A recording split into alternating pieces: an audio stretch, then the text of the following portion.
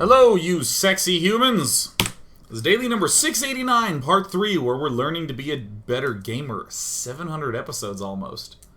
Wow, this has almost become a soap opera amount of episodes. And I can't complain. Everything that we would like to recap, we did at the end of part 3. So let's see when things go wrong with this style. And then we'll take questions. And then I'll eat. I am so hungry, but that's good, because hunger means I'm burning fat. And my goal is by the end of April to be under 200 pounds. That's right. That's right, under 200 pounds. Do you even know what that means?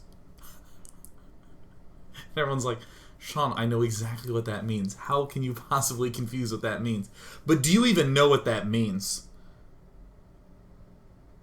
Ooh. Ooh. But I'm not weighing myself this week. I'm not. I'm away. I'm in LA. Up in San Francisco is when I started weighing myself and keeping track of things. When I get back up there, we'll see how much I lost. That's it. There it is. Daddy's friend. And my chat froze. Perfect. Maru's in the corner. Deer's also in a corner. Everyone's up in a corner. Fresh in my chat. I'm gonna hide up this video of myself as I refresh it. Very different build from Maru. Barracks in mid. Refinery in main. Reaper in production. SCV gonna scout. Cybernetics core out and about.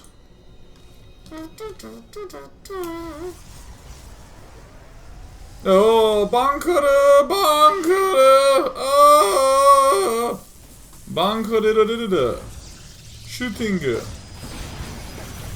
And he runs and there's some micro. I don't know what I'm doing looking at this part of the map. Look, deer is expanding. The point of this game is to show you what occurs when our mind style loses. Why does it lose? When are things bad? 2 workers have been killed off by Maru Prime. I think that's 4 now. Units lost? Yeah, nice. So we have 2 barracks being built in the main, the usual set of convergences, a 3rd command center coming up. I'm actually going to go to the Maru camera as he's finally returning this back home after accumulating 4 Reapers, a rather unusual mixture. Add-ons popping down, approaching that convergence point. Engineering bay. Scouting on in. Sees it's a Stargate with Phoenix. Oh, that's a little unusual, but no big deal. Maru's going to get himself up missile turrets. He's going to get missile turrets. So here's a little bit of an ambiguous position. What is our opponent doing? By the way, I really like factory and starport behind the mineral line because it doesn't really slow down the starport, and it's a great way to hide the biggest sign that you're going to be attacking soon. So Maru does the smart thing. He's continuing to check out what's up. He really would love to know if he's up against Templar or not.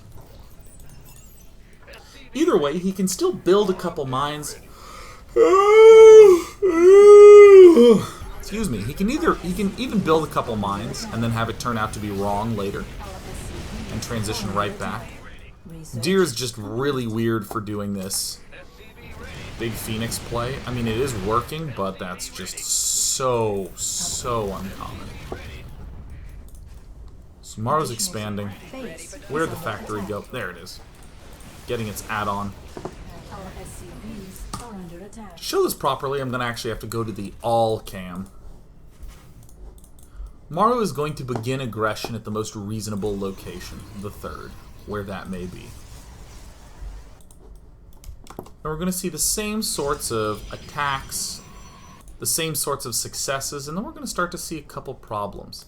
For one, this is just so weird and so unusual, but so smart. Deer gets a Void Ray, because the Marine count is really not very high for Maru.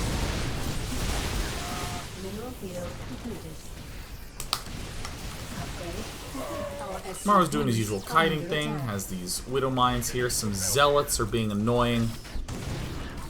Really nice control by Maru to avoid that. Little trauma. So we see that it's much of the same struggles that a player would have normally.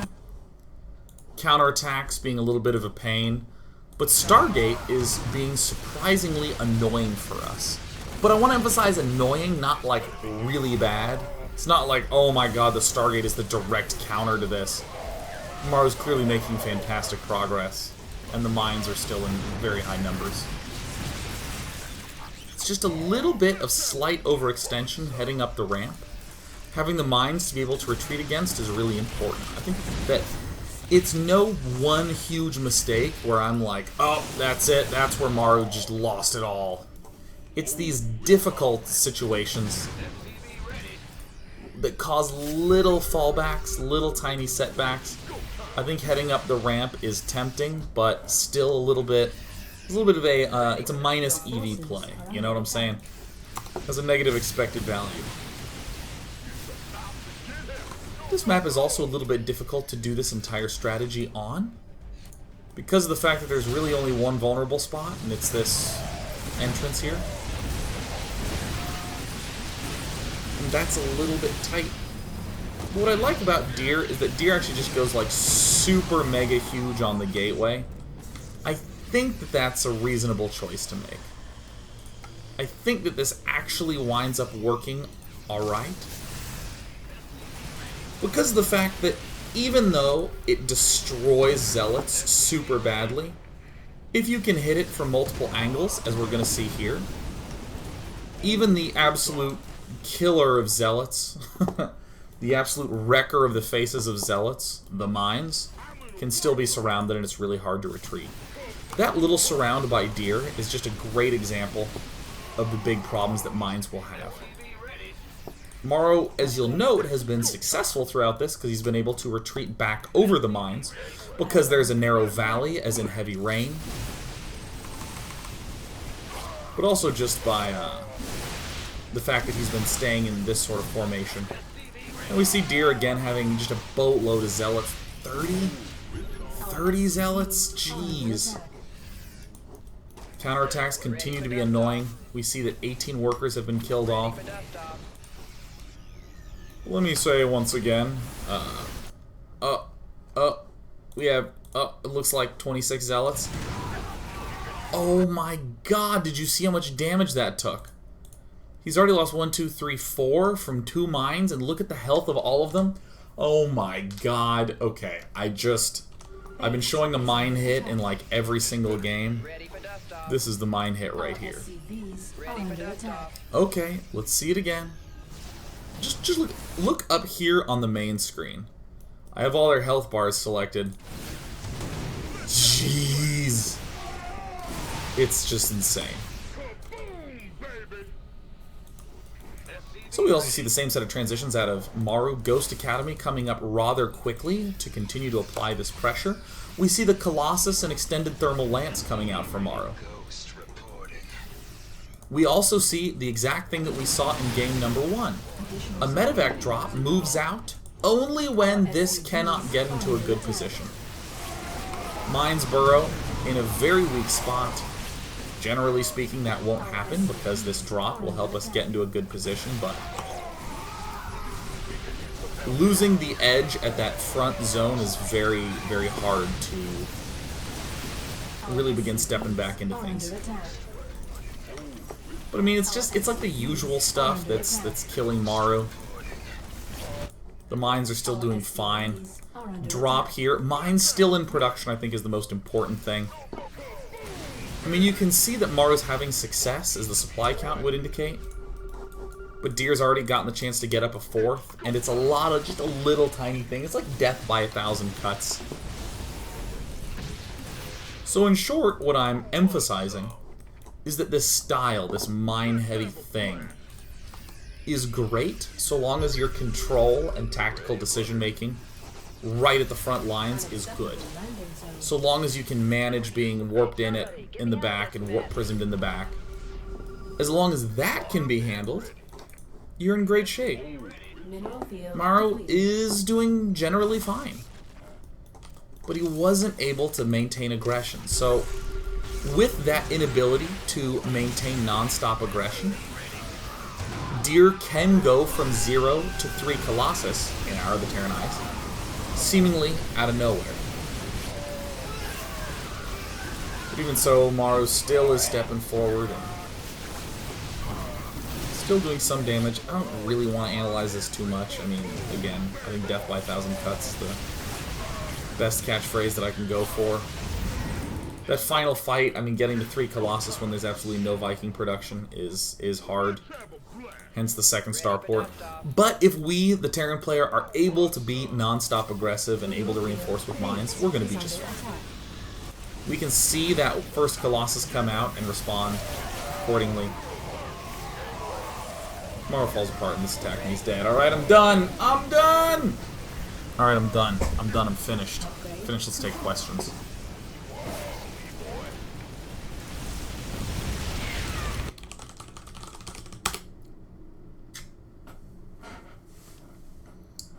Super hungry. Oh, Utoru Kyoya. We should just always do a question by Utori at the end of every show. You've always talked about the importance of mobility in your other dailies. However, Widow Mine restrict mobile units to do any particular damage. In this case, is it wise to go big and slow to counter this aggression, or is it better to be aggressive yourself? We've gotten a chance to see in this last game that a lot of the counter aggression is what was causing this mine play to fall apart. The ability to get 3, 4, 5 Colossus up without the Terran player really knowing, absolutely excellent. It's just generally difficult. Generally difficult to deal with counterattacks and that sort of thing. Something that I didn't show, I don't actually think I showed this at all. Oh no, I did show it in part 1. One of the ways that Maru deals with counterattacks is with intelligent building rallying. Even though he's sending a constant stream to his front lines, his rallies are back home, which allows him to deal with a lot of those. And we saw Maru able to deal with a lot of the counterattacks in this game. It's just that it piled up over time. So, Little Big 11 says, it feels like with this strategy, Maru has some pretty serious weaknesses, like relying on a crippled ability to counterattack, and just a general immobility of the Protoss army. I feel like if the Protoss army got in there with Blink Stalkers, transitioning into Warp Prism, Templar aggression, Protoss would have more success. In general, Blink Stalkers are just pretty weak against a Terran army, especially one that has a lot of Marauders. Works okay if you have a couple Colossus up, but let's go down the Templar route, since that's really the core concept of this show, that these mines work great against the Templar route.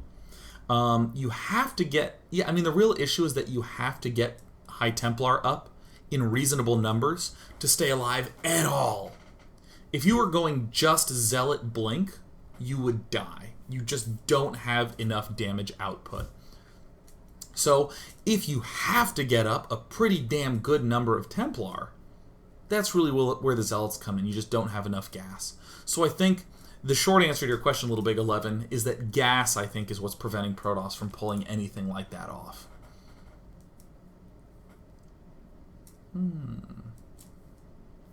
Covert Muffin asked Day 9, Maru seemed to sacrifice a lot of bio in order to position his mines. Maru also seemed to float a decent amount of gas for the first 15 minutes in each game. Do you think Drilling Claws would be a helpful upgrade to grab early? Or is it too early to conform to the Widow Mine play to not seeing a strong Colossus? Okay, yeah. The general answer is that there's just not an opportunity to get that factory, the Drilling Claws upgrade. So think of it this way. Okay, look, think of it this way. With Drilling Claws, why would you get Drilling Claws? Because you know you're going to be going Widow Mines. When would you know you're going to be going Widow Mines? When you see the opponent going for Templar.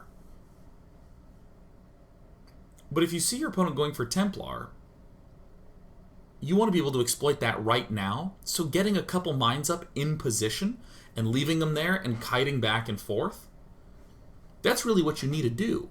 If your Widow Mines can burrow a little bit faster, doesn't really help. The Widow Mines aren't repositioning a lot. They're not moving around the map a lot. They're burrowing once and then just really staying still. So, in a strategic sense, I don't even really see a reason to get Drilling Claws at all. Even if it were a free upgrade, you could just click, and it would instantly happen. I don't even think it would be that necessary. The other thing you ask about is the decent amount of gas in the first 15 minutes. I think that can be tweaked with just by adjusting when you build geysers. But you do want to be as low as gas on possible. You either want to be spending it all, or you want to be not mining that much, so you don't have that much. So, let's take another question.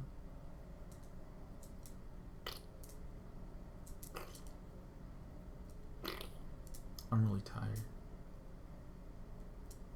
Phoenicia says, Day 9 in the game you just analyzed, Maru had relatively poor positioning for his mines. Was it due to his play or the map? Was there another factor? No, I think it's just more reasonable to assume that, yeah, he just didn't play as great. I'm just going to take one more question. I'm just tired. I'm so tired.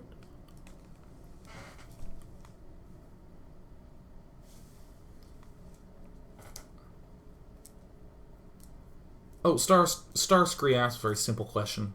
How well would this aggressive style work against Sky Toss? Really well. I don't think there's any good Sky Toss. Protoss vs. Terran strategy. Last question from Idle Satire. Day 9, if I know nothing about StarCraft, how do you recommend I start learning? First of all, play the single-player campaign. Oh, so good. And then don't start playing against AIs. Don't even do 1v1. Play 4v4s with your friends. Play free-for-all. Play some arcade. Just have fun. I recommend 4v4 and free-for-all because they're much more in line with a 1v1. Like, you get the chance to experience the build orders and battle and have all that fun stuff. Just have a great-ass time. Have a really fun time. And then I generally say start pulling off players. Go from 4v4 to 3v3 to 2v2 to 1v1. Then probably one of the last things you want to try is 1v1ing. If you really are tempted to do 1v1, play against a computer, but only after you've had fun in 4v4. Make sure you know where fun happens before you try to become good. Salila says, what's the next thing you're going to cast, Day 9 TV? I don't know. It was going to be WCS, but then NASL folded. So I don't know. I have no idea. Hopefully some more casting can happen soon. I don't know. There's like no tournaments. WCS covers a lot of it, and they have full-time casters, so I don't know. I just do my daily on WCS games. No pressure. I get to go on tangents when I want. Feeling so good. I'm going to go. I'm going to eat. I'm hungry. You can tell my voice is kind of... Actually, let me relax my voice. It's actually quite tired. Man, I'm really hungry. I'm really tired. I'm gonna go. Bye, guys.